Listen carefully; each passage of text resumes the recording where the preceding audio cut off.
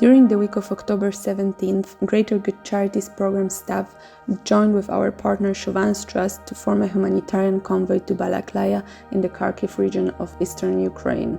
While Charities Trust team was serving delicious pizza in the main square of the city, we drove to distribute humanitarian aid in the nearby villages.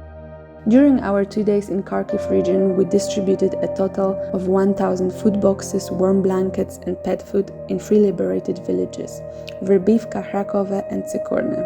Our food boxes contain products such as buckwheat, oats, pasta, rice, flour, beans, peas, lentil, tomato paste, oil, salt and sugar, items which are deemed essential in Ukrainian households.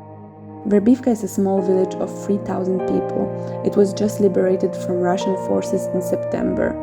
In Verbivka we met Maria, a local teacher, who told us that she couldn't leave the village before the invasion as her husband is seriously ill, so she stayed throughout the occupation. People who remained were living in a constant fear of theft, murder and other abuses. Now they face a new threat, the notorious Ukrainian winter. Russia has now begun to employ the tactic of destroying heating infrastructure to try to subdue the civilian population, and people in towns and villages across Ukraine will struggle to face the frigid temperatures. The next village, Kharkove, was also liberated in September. This village used to be inhabited by 1,200 people. After the occupation, there are only 100 people living there. 80% of the buildings in this village have been destroyed. Our team visited a partially destroyed building that is still a home for 3 families of 2. We met Sasha, who has been living in his basement since February 26, since the upper floors of the building were destroyed. There is still no electricity in this village and it is dangerous to wander around outside. The day we were there, someone was killed by a landmine. Tsikurne is located only 20 minutes from Kharkiv city and it was liberated in May.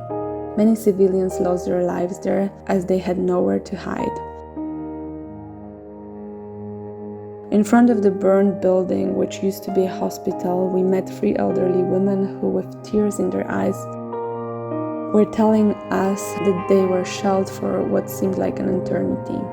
All of these villages are closed for people who are not living there, as it is very dangerous to drive and walk there due to mines and explosive remnants of war.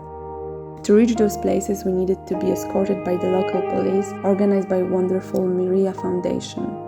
On the way there, we could see endless destruction. Most of the infrastructure is completely destroyed and many houses have broken windows and were robbed by occupying forces.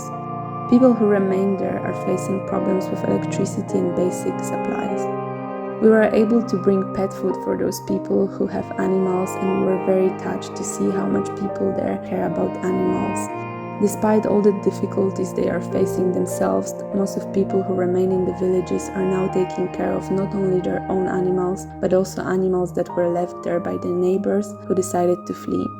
Greater Good Charities is committed to staying on the ground and supporting the people and pets of Ukraine. Our focus is on the areas of the biggest need, particularly areas where little or no aid has reached. These towns and villages have an enormous need for food products, warm blankets and duvets, warm clothes, hygienic products, heating fuel and materials such as tarps and plastic sheeting to cover broken windows and holes in the destroyed buildings.